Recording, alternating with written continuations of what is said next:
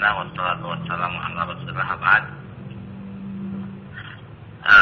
Tadi adalah uraian-uraian yang berkenaan dengan realita hukum yang ada dan sikap kita terhadap pekerjaan-pekerjaan yang berkaitan dengan dinas-dinas yang ada di negara Togut seperti ini.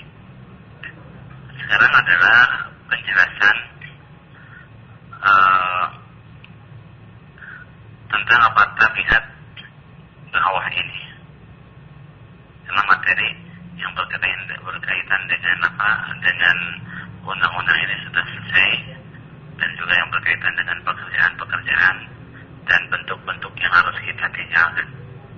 Yang harus kita ketahui sekarang, setelah kita mengetahui realita hukum Togut dan juga firman-firman Allah Subhanahu wa taala yang memerintahkan kita untuk menjauhi, dan juga hadis-hadis Rasulullah SAW yang menghati-hatikan kita daripada mendekati pintu-pintu penguasa itu ketika zaman khilafah atau gerangan ketika zaman penguasa Togut. Maka yang harus selalu kita ingat adalah bahwa jalan menuju Allah Subhanahu wa taala, jalan untuk merealisasikan tauhid ini, pasti di tengahnya banyak orang-orang atau banyak bisikan-bisikan yang menggembosi, yang mematahkan semangat kita untuk melanjutkan perjalanan menuju Allah Subhanahu wa taala. Umpamanya ada orang yang dia umpamanya sebagai aparat di dinas Togut, kemudian dia mengenal tauhid. Ketika dia mau merealisasikan barohnya dari Togut, banyak bisikan sana sini. Orang-orang yang mematahkan semangat, orang-orang yang memberikan legalitas bagi pekerjaan-pekerjaan dia, yang mengatakan tidak apa-apa kamu di sana. Nanti kalau seandainya kamu tidak di sana, berarti pekerjaan tersebut akan diisi sama orang-orang yang zalim, orang-orang yang tidak mengenal hal haram. Nanti akan mereka menzalimi orang-orang muslim, dan subhat-subhat, alasan-alasan yang biasa dibisikkan oleh setan dan biasa diterima oleh orang-orang yang lemah imannya. Makanya kita harus hati-hati, jangan sampai berdalih dengan alasan darurat atau alasan ikrah yang dibuat-buat. Karena Allah Subhanahu wa taala mengetahui ikrah yang sebenarnya. Maka alasan darurat, alasan takut dipecat, takut diusir, takut dipersulit rezeki, takut disulit pekerjaan, atau takut diusir dari negeri, atau takut dihalang-halangi dari pekerjaan-pekerjaan atau kepentingan dunia. Ini semua bukan alasan untuk melegalkan perbuatan-perbuatan syirik. Jadi alasan takut diusir, takut di PHK dari perusahaan atau dari pekerjaan, atau takut dipersulit mata pencahariannya, atau takut diusir dari tempat tinggal dia, atau takut dihalang-halangi dari sebagian kepentingan dunia.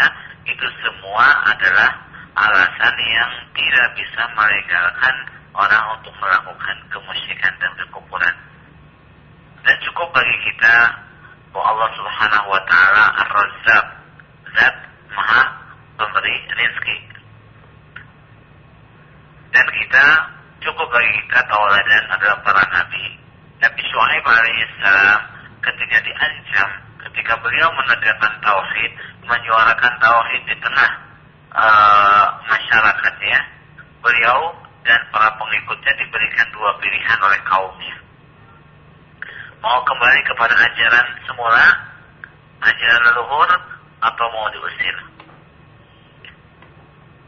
Akan tetapi Nabi Syuaib mengatakan, awalau kunna karihin, apakah seandainya kami tetap tidak suka kembali kepada ajaran kalian, kami akan diusir juga? Qad iftaraina 'ala Allahi kadziban in 'udna fi millatikum ba'da idz ja'ana Allahu minha.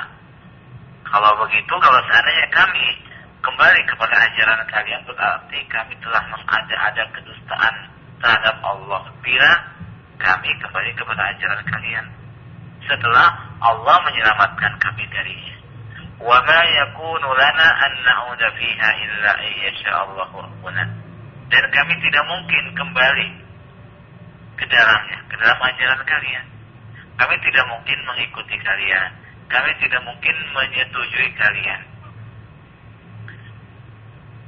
Illa ayyasha Allahu rabbuna, kecuali Allah menghendakinya. Wasi'a rabbuna kulla syai'in ilma. Tuhan kami ilmunya meliputi segala sesuatu. 'Ala Allahi tawakkalna, hanya kepada Allah kami bertawakal, hanya kepada Allah kami bersandar, hanya kepada Allah kami menyerahkan diri. Rabbana iftah bainana wa baina qaumina bil haqqi wa anta khairul fatihin. Ya Tuhan kami, putuskanlah di antara kami dengan kaum kami dengan al-haq, dengan kebenaran, dengan keadilan, dan Engkaulah sebaik-baiknya yang memutuskan.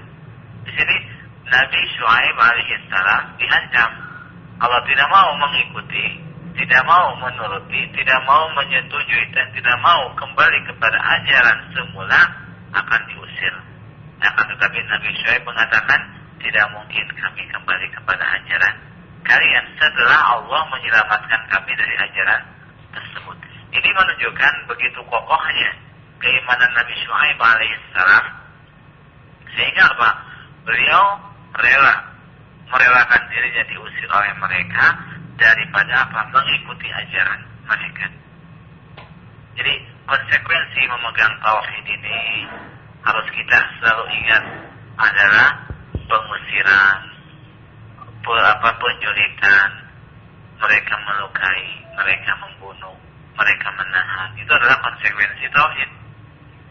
Di semua ajaran para nabi seperti itu. Makanya ketika Waraqah bin Naufal didatangi oleh Rasulullah dan Khadijah, kemudian Rasulullah menceritakan apa yang didapatkan tentang wahyu, Waraqah mengatakan apa? Ini adalah namus yang telah datang kepada Musa dan Isa.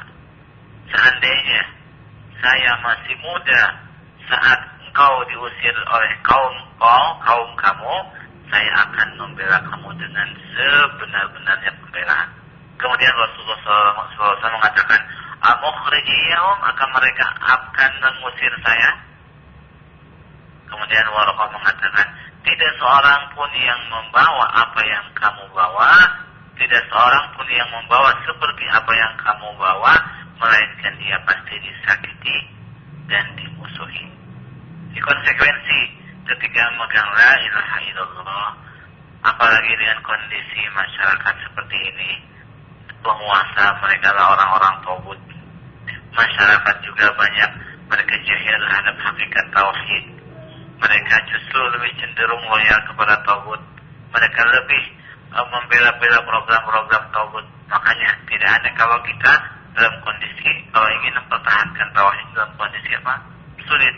Tapi adalah ujian dari Allah Subhanahu wa taala. Nabi Syuaib mengatakan, "Ma yakunu lana an na'uda fiha illa ayyasha Allahu rabbuna."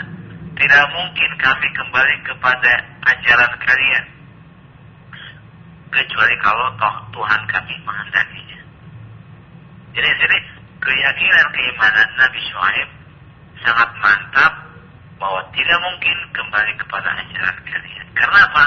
Telah merasakan nikmat tauhid, telah merasakan nikmat la ilaha illallah, yang mana keimanan ini masuk ke dalam jiwanya dan menjadikan suatu keyakinan yang mantap, yang kokoh di dalam jiwanya, yang mendorong dirinya untuk menyatakan ucapan tidak mungkin kami kembali kepada ajaran kalian, walaupun kalian mengusir kami. Dan kita harus selalu ingat firman Allah Subhanahu wa taala dalam awal surat Al-Ankabut, Alif Lam Mim, hasiban nasu an yutraku an yaqulu amanna wa hum la yuftanun wa laqad fatanna alladhina min qablihim fala ya'lamanna Allahu alladhina sadaqu wa la ya'lamanna al-kadhibin. Am hasibal ladzina ya'maluna as-sayyi'ati ay yasbiquna sa'a ma yahkumun. Man kana yarju liqa'a Allah fa inna ajra Allah la'at wa huwa as-sami'ul 'alim. Wa man jahada fa inna ma yujahidu li nafsihi. Inna Allah la-ghaniyyun 'anil 'alamin. Alif Lam Mim. Apakah manusia mengira mereka akan dibiarkan mengatakan kami beriman sedangkan mereka belum diuji? Sungguh kami telah memberikan ujian kepada orang-orang sebelum mereka sehingga Allah Subhanahu wa taala mengetahui orang-orang yang jujur dalam keimanannya dan Allah mengetahui orang-orang yang dusta. Jadi ujian adalah suatu kepastian. Ujian adalah suatu ketentuan sunnatullah yang Allah tetapkan bagi orang-orang yang ingin merealisasikan la ilaha illallah. Jadi ujian adalah suatu kepastian dan harus selalu kita tanamkan dalam benak kita bahwa ketika kita merealisasikan la ilaha illallah pasti mendapatkan apa? Ujian. Pasti. Harus kita yakin dan kita harus siap, tapi jangan menentangnya. Ujian untuk dihadapi dan kita bersabar kepada Allah Subhanahu wa taala. Dengan ujian akan apa? Akan kelihatan mana orang-orang yang jujur dalam keimanannya, mana orang-orang yang dusta. Apakah manusia atau orang-orang yang melakukan amal keburukan menduga mereka itu akan luput dari azab kami? Sungguh buruk apa yang mereka putuskan. Barang siapa yang mengharapkan pertemuan dengan Allah, maka sesungguhnya ketentuan Allah itu pasti datang. Sesungguhnya Allah dan Allah adalah yang maha melihat lagi maha mendengar. Jadi kalau kita dalam sini ketika Allah Subhanahu wa taala menjelaskan bahwa orang-orang yang zalim yang menghadap orang-orang mukmin, yang mempersulit orang-orang mukmin, Allah mengancamnya mereka itu tidak akan luput dari azab kami. Andai saja kami sekarang berikan tangguh bagi mereka, memberikan waktu yang lama mereka untuk melakukan kezaliman, tapi akan tetap datang waktu yang sudah Allah tentukan. Kezaliman akan berakhir, semua akan kembali kepada Allah Subhanahu wa taala dan orang yang zalim tidak akan bisa lari dari Allah Subhanahu wa taala. Begitu juga orang yang dizalimi, orang-orang yang komitmen dengan tauhid kemudian dizalimi mendapatkan ujian, dia harus bersabar. Karena apa? Dia pasti berjumpa dengan Allah Subhanahu wa taala. Allah mengatakan, siapa yang mengharapkan perjumpaan dengan Allah pasti datang waktunya. Jadi ketika mendapatkan ujian, kita harus sabar, harus tabah, harus tawakal, karena kita tidak akan lama lagi pasti berjumpa dengan Allah Subhanahu wa taala. Wa man jahada fa innama yujahidu li nafsi. Siapa yang berjihad, dia berupaya membawa dirinya kepada apa yang mendatangkan ridho Allah Subhanahu wa taala. Ketika mendapatkan ujian, dia berupaya untuk mujahadah, ya, untuk untuk berjuang di jalan Allah Subhanahu wa taala, ya, untuk mendapatkan ridho Allah Subhanahu wa taala. Maka semua perjuangan itu adalah kembali bagi dirinya sendiri, karena Allah Subhanahu wa taala tidak membutuhkan alam ini. Jadi semua perjuangan itu akan buat kepentingan orang itu sendiri. Allah Subhanahu wa taala tidak butuh, tapi Allah Subhanahu wa taala memberikan karunia terhadap manusia. Allah Subhanahu wa taala juga mengatakan, "Wa minan nasi man yaqulu amanna billah, fa idza udhiya fillahi ja'ala fitnatan nasi ka'adzabillah." Di antara manusia ada yang mengatakan, kami beriman kepada Allah. Kemudian tatkala dia disakiti karena dia berpegang kepada ajaran Allah, ja'ala fitnatan nasi ka'adzabillah. Dia menjadikan penindasan manusia ini sebagai azab Allah. Berarti di sini orang yang asalnya memegang tauhid kemudian diberikan ujian oleh Allah Subhanahu wa taala karena keberpegangan kepada ajaran tauhid ini, kemudian tiba-tiba dia terpuruk, dia tidak kuat, dia kembali ke belakang, malah menganggap bahwa ujian yang ditimpakan yang mengenai dia ini adalah dianggap oleh dia sebagai azab Allah. Allah tidak ridho dengan keyakinan yang dia pegang selama ini. Akhirnya apa? Dia meninggalkan keyakinannya itu. Jadi banyak orang, dia ketika dalam kondisi senggang, dia semangat untuk bertauhid. Akan tetapi ketika ujian datang, maka ketika ujian tersebut menimpa salah seorang di antara mereka, ternyata tidak kuat, tidak tabah. Dia menganggap ini adalah azab Allah. Ini ujiannya adalah azab Allah, mengazab saya karena saya meyakini suatu keyakinan yang batil. Banyak di antara manusia yang seperti itu. Dalam surat Al-Hajj Allah mengatakan, "Wa minan nasi may ya'budullaha 'ala harf, fa in asabahu khairun itma'anna bih, wa in asabathu fitnatun inqalaba 'ala wajhihi, khasira ad-dunya wal akhirah, dzalika huwal khusranul mubin."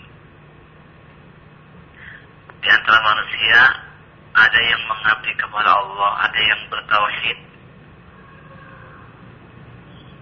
Al-harf, di atas satu tepi saja, dalam kondisi senggang, kondisi longgar, kondisi tidak ada kesulitan.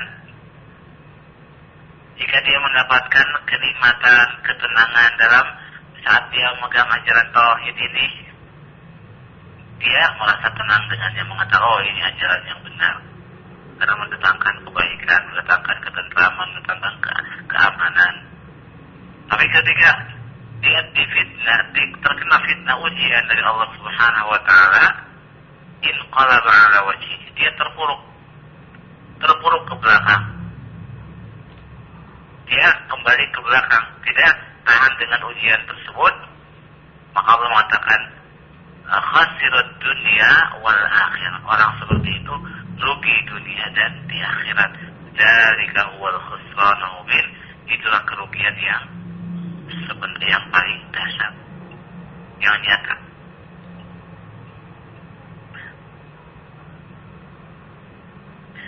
Syekh Ahmad Ibn Atid beliau menjelaskan, Allah Subhanahu wa taala tidak menjadikan dunia ini sebagai alasan bagi orang yang beralasan dengannya. Allah mengatakan, "Qul in kana aba'ukum wa abna'ukum wa ikhwanukum wa azwajukum wa 'ashiratukum wa amwalun iqtaraftumuha wa tijaratun takhshawna kasadaha wa masakin tardawnaha ahabba ilaykum min Allah wa rasulihi wa jihadin fi sabilihi fatarabbasu hatta ya'ti Allah bi amri wallahu la yahdil qawmal fasiqin." Katakan, jika bapak-bapak kalian, anak-anak kalian, saudara-saudara kalian, istri-istri kalian, karib kerabat kalian, harta yang kalian usahakan, perniagaan yang kalian khawatirkan kerugiannya, dan tempat tinggal kalian yang kalian cintai, kalian sukai, lebih kalian cintai daripada Allah dan Rasulnya dan jihad di jalannya, maka tunggu sampai Allah mendatangkan urusannya. Dan Allah tidak berikan petunjuk kepada orang-orang yang fasik. Kenapa alasan ini? Alasan harta, tempat tinggal, kemudian usaha, ayah, anak, saudara, istri, karib kerabat, semuanya bukan uzur untuk meninggalkan ajaran Allah Subhanahu wa taala. Allah juga mengatakan, "Man kana yuridu harsal akhirati nazid lahu fi harsihi, wa man kana yuridu harsad dunya nu'tihi minha, wa ma lahu fil akhirati min nasib." Barang siapa yang menginginkan harsal akhirah, apa namanya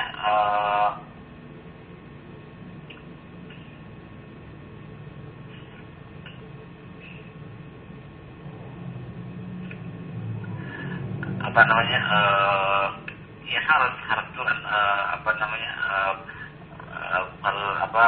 pertanian maksudnya, tapi di sini maksudnya kepentingan akhirat, pahala di akhirat maksudnya.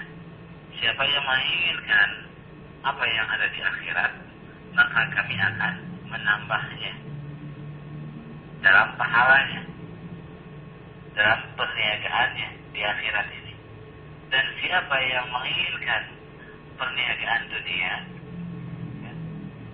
maka kami akan memberikan kepada dia sebagian darinya. Jadi Allah tidak akan memberikan seluruhnya. Ketika diminta juga dunia, tidak akan seluruhnya, sebagiannya. Udah diberi sebagian di dunia, bukan diberi seluruhnya. Di akhirat dinamakan wa ma lahu fil akhirati min nasib. Dan di akhirat dia tidak memiliki sedikit pun bagian.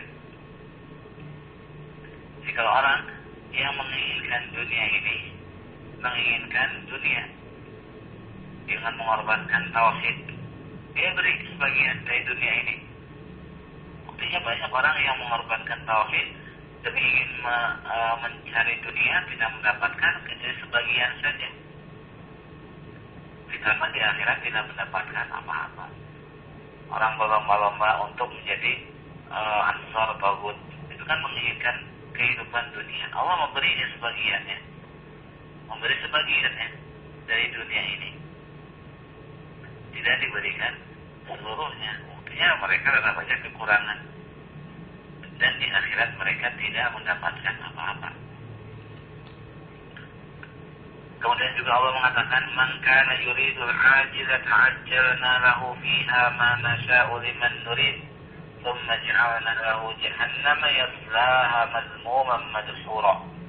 Wa man arada al-akhirata wa sa'a laha sa'yaha wa huwa mu'minun fa ulaika kana sa'yuhum mashkura." Siapa yang menginginkan kehidupan dunia, kami segerakan baginya di dalamnya apa yang kami kehendaki bagi orang yang kami inginkan. Tidak semua orang yang menginginkan dunia Allah berikan orang tersebut, tapi hanya orang yang Allah kehendaki. Kemudian kami jadikan bagi Jahannam yang dia masuki dalam keadaan tercela lagi, terusir. Kalau orang yang menginginkan dunia, Rasul SAW mengatakan, "Wala yahmilannakum asy-syaitan istibta'ir rizqi an tatlubuhu bima'asillah." Jangan sampai syaitan menghantar kalian, membawa kalian karena sebab lambatnya datang rezeki kepada kalian, justru kalian digiring oleh syaitan untuk mencari rezeki ini dengan maksiat kepada Allah Subhanahu wa taala. Ketika zaman sekarang susah mencari pekerjaan, usaha susah karena harga-harga tidak stabil. Umpamanya pekerjaan juga sangat sulit didapatkan. Akhirnya orang berlomba-lomba untuk menjadi ansor tauhid. Karena apa? Menjanjikan sampai akhir hayat mendapatkan apa? Tunjangan. Ini karena merasa sulit dengan kehidupan dunia ini, susahnya datang rezeki, akhirnya apa?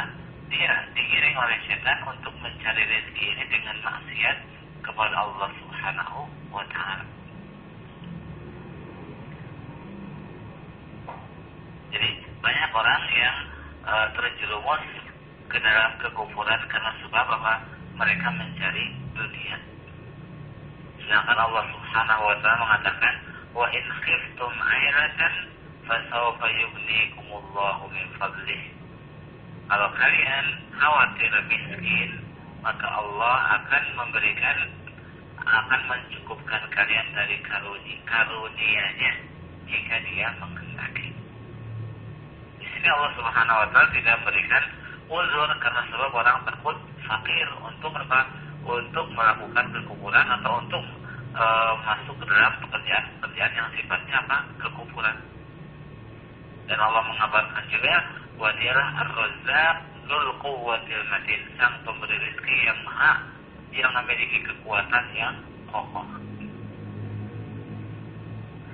Jadi kepentingan dunia itu bukanlah alasan untuk apa? Untuk orang jatuh ke dalam kekafiran atau melakukan kekafiran. Tapi kepentingan dunia supaya tidak dipecat, supaya tidak diusir, supaya tidak dipersulit dan seterusnya. Itu semua adalah kepentingan dunia. Adapun kalau orang berdalih dengan paksaan, paksaan itu kan ikrar memang secara umum ikrar adalah uzur. Akan tetapi harus melihat apa?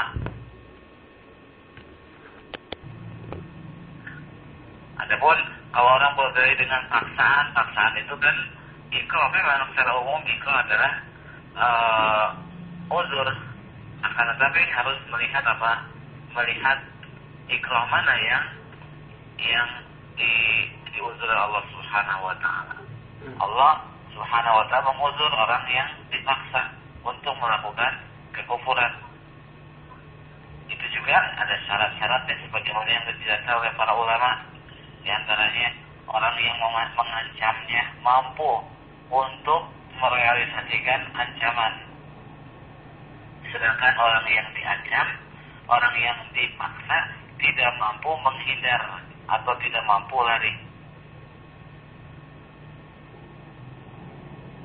Kemudian yang kedua syaratnya ancaman tersebut saat itu juga. Maksudnya bisa dilakukan saat itu juga. Jadi apa yang diancamkannya itu dilakukan saat itu juga. Atau besar kemungkinan dilakukan saat itu juga jika dia tidak mau melakukan apa yang diancamkannya itu, yang dipaksakannya itu. Jadi kalau mau diancamnya besok, kalau kamu tidak mau mengucapkan ini sekarang, saya besok maunya saya bunuh kamu besok. Itu bukan sekarang, berarti bukan uzur. Terus tidak nampak dari orang yang dipaksa ini sikap terus menerus dia di atas kekufuran tersebut. Hanya saat itu saja diperbolehkannya. Setelah banyak paksaan, berarti lenyap juga rukhsahnya. Sedangkan realita yang ada, orang ketika berdalih dengan paksaan untuk menjadi ansar tauhid atau untuk menjadi orang yang mengikuti kekufuran, mereka ternyata semua syarat ini tidak terrealisasi pada diri dia. Bahkan kalau melihat sebab nuzul ayat tentang paksaan An-Nahl 106, kisah Ammar kan dipukuli dulu, kemudian baru mengucapkan karena tidak kuatnya. Sedangkan orang sekarang tidak merasakan apa yang dirasakan oleh Ammar, tapi mereka langsung mengiyakan kekufuran tanpa ada paksaan, cuma karena sekedar kekhawatiran takut dipersulit. Makanya Rasulullah SAW mengatakan ketika keluarga Ammar sedang disiksa, Ammar dimasukkan ke dalam sumur Maimun. Orang-orang boleh membunuh ayah dan ibunya.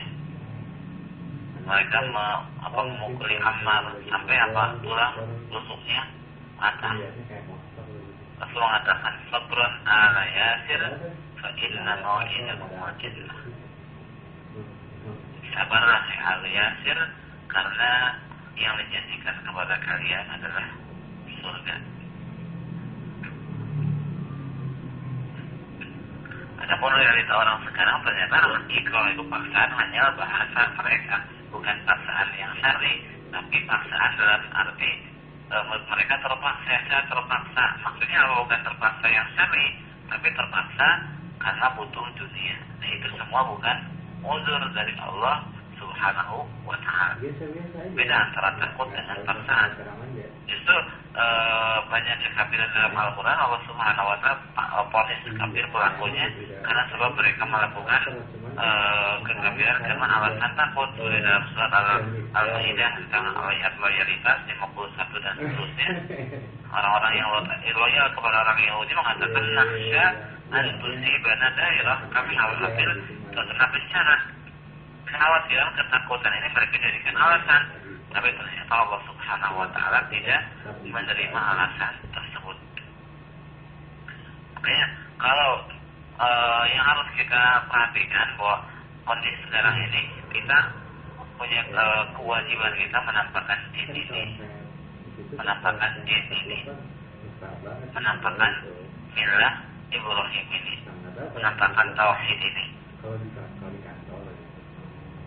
Makanya Rasulullah SAW selalu mengabarkan kepada para sahabatnya kalau mereka mendapatkan penindasan dari orang-orang kafir, beliau menghibur mereka dengan orang-orang yang zaman dahulu komitmen dengan tauhid yang kemudian diazab oleh kaumnya. Rasul mengatakan tentang orang-orang terdahulu, "Qad kana man qablakum yu'khadhu ar-rajul fayasfaru lahu fil ardi fayaj'alu fiha fayuja'u bil minshar fayudau 'ala ra'sihi fayaj'alu nisfaini wa yufshatu bi afshatil hadidi ma duna lahmihi wa 'azmihi fama yasuddu dzalika 'an dinihi."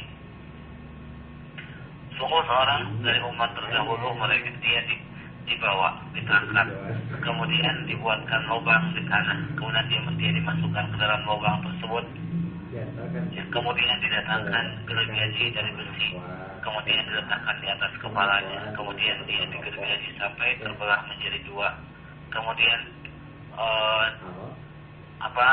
daging dan dagingnya, tubuhnya dicabik. Habis materinya nggak selesai, nggak tahu nyambung ke kaset yang mana, cuman garis besarnya udah bisa dimengerti. Jazakallahu khairan katsir Ustaz. Assalamualaikum warahmatullahi wabarakatuh.